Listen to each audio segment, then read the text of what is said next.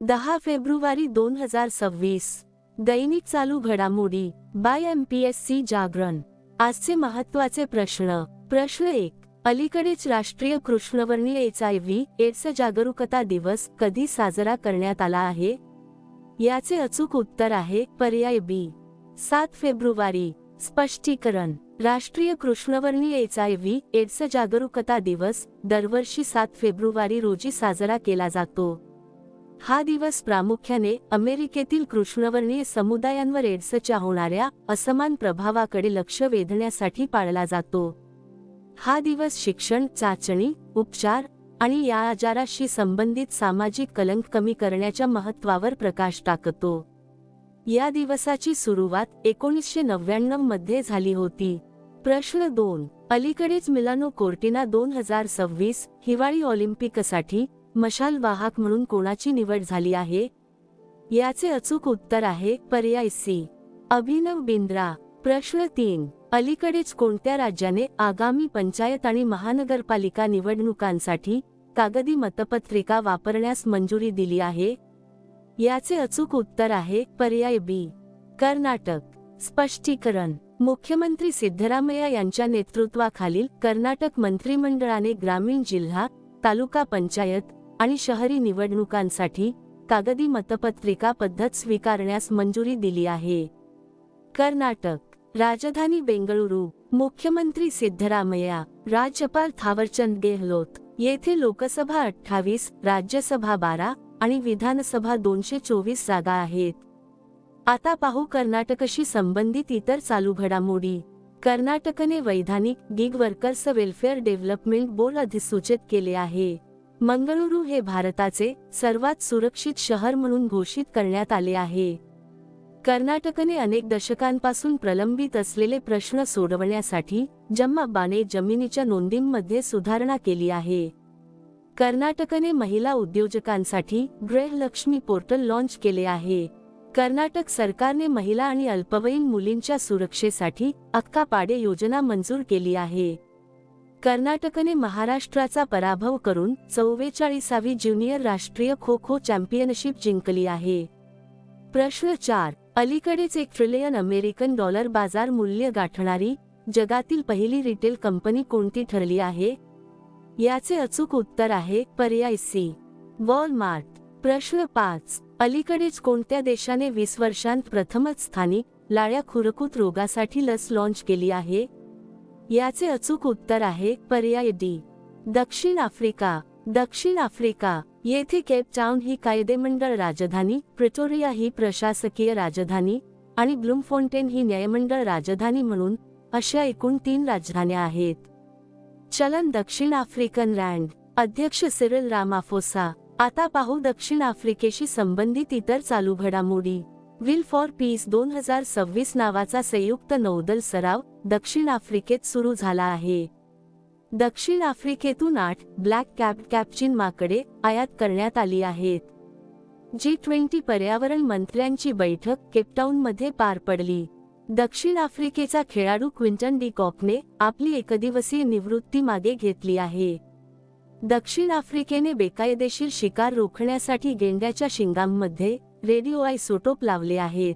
World championship of legends 2025 मध्ये दक्षिण Africa संघ चॅम्पियन ठरला आहे.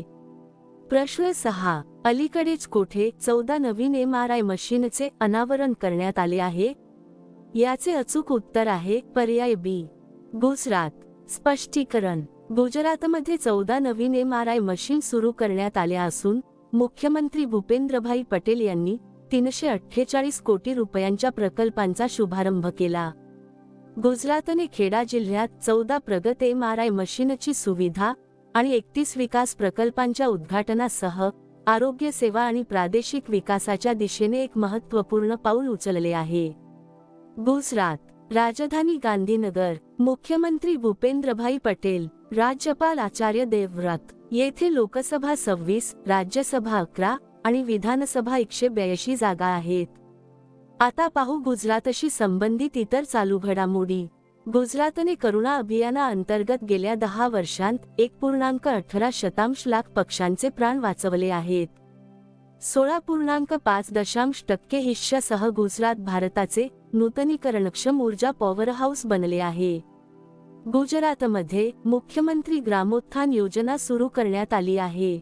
डिजिटल जनगणना 2027 अंतर्गत गुजरातला पूर्णतः डिजिटल डेटा एंट्री साध्य करणारे पहिले राज्य घोषित करण्यात आले आहे.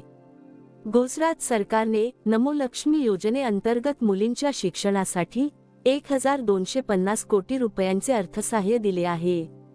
मारुती सुझुकी गुजरातमध्ये एका विशाल कार निर्मिती प्रकल्पात 35,000 कोटी रुपयांची गुंतवणूक करणार आहे. प्रश्न 7.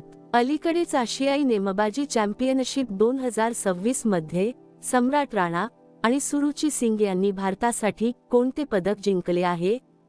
याचे अचूक उत्तर आहे पर्याय सी, रौप्य. स्पष्टीकरण: भारताचे नेमबाज पुन्हा एकदा प्रसिद्धीच्या झोतात आले आहेत.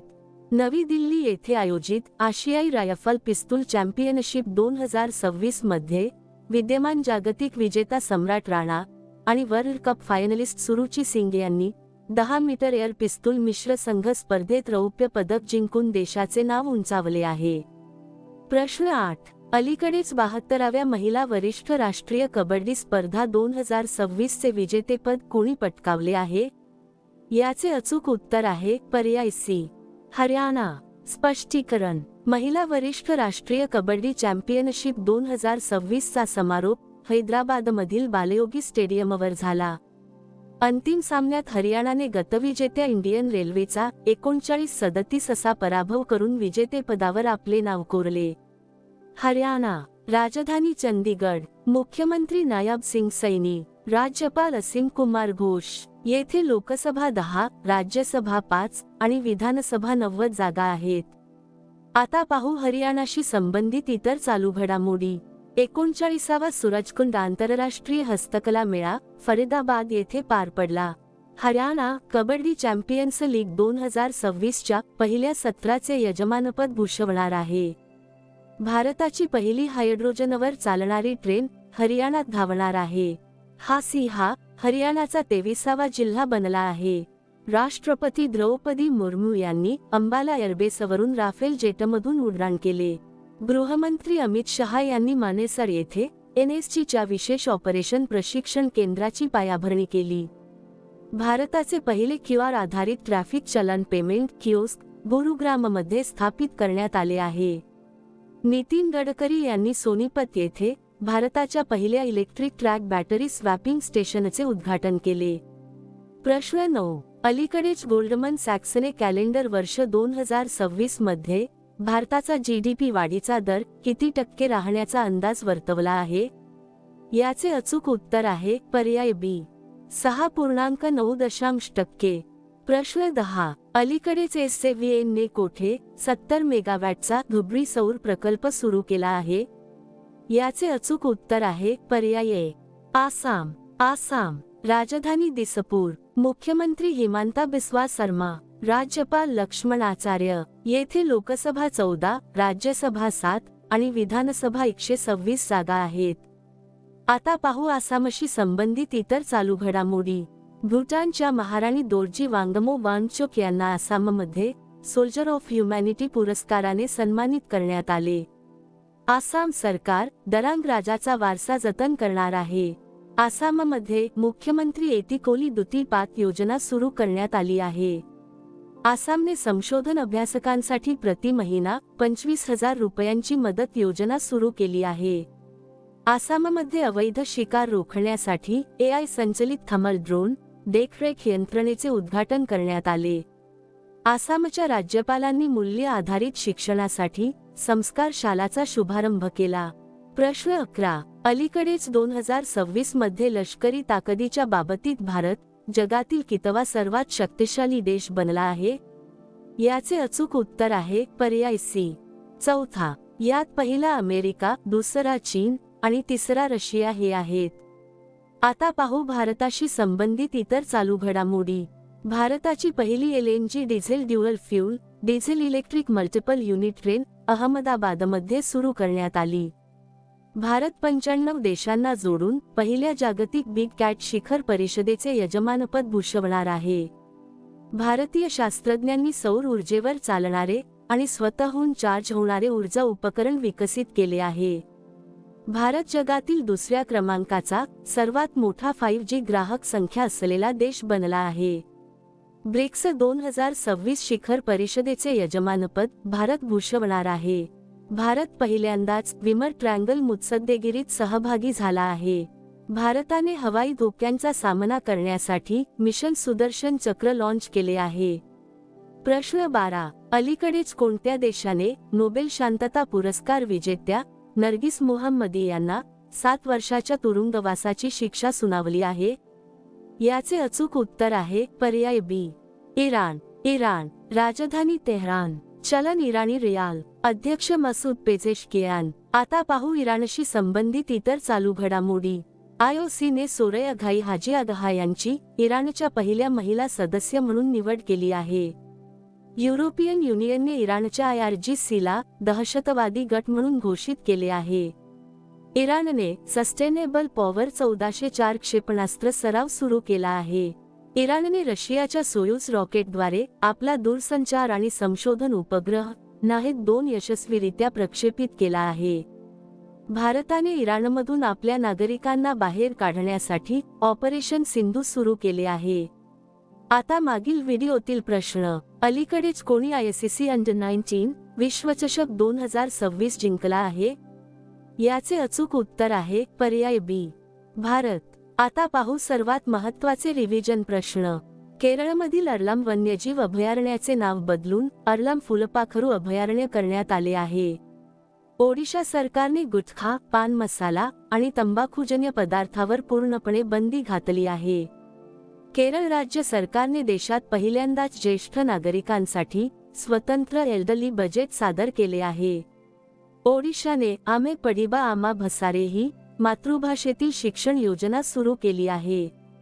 कर्नाटकने वैधानिक gig workers welfare development board अधिसूचित केले आहे. ॲक्सिस बँकेने लघु आणि मध्यम उद्योगांसाठी विनाहमी रूफटॉप सोलर लोन लॉन्च केले आहे. 16 वर्षांखालील मुलांसाठी सोशल मीडियावर बंदी घालणारा स्पेन हा पहिला युरोपियन देश बनला आहे. प्रजासत्ताक दिन 2026च्या चित्ररथांमध्ये महाराष्ट्राच्या चित्ररथाने प्रथम क्रमांक पटकावला आहे. अपार आयडी निर्मितीमध्ये छत्तीसगड राज्य देशात आघाडीवर आहे. वैयक्तिक इलेक्ट्रिक वाहने स्वीकारण्यात केरळ राज्य आघाडीवर आहे. 95 देशांना जोडून पहिल्या जागतिक बिग कॅट शिखर परिषदेचे यजमानपद भारत भूषवणार आहे.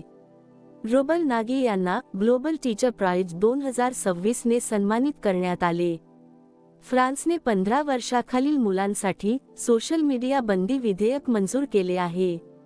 नागालँडमध्ये रुसोमा संत्रा महोत्सव आयोजित करण्यात आला. 16.5% हिश्श्यासह गुजरात भारताचे नूतनीकरणक्षम ऊर्जा पॉवरहाऊस बनले आहे. ऑस्ट्रेलियन ओपन 2026च्या पुरुष एकेरीचे विजेतेपद कार्लोस अल्कराजने जिंकले आहे.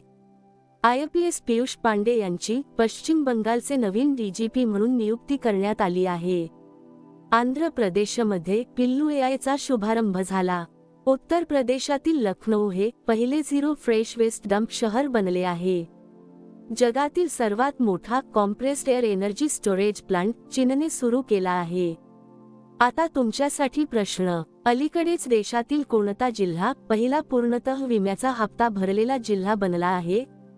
दिलेल्या पर्यायातून या प्रश्नाचे अचूक उत्तर कमेंट बॉक्समध्ये नक्की द्या. उद्या पुन्हा भेटू पुढील भागात. धन्यवाद.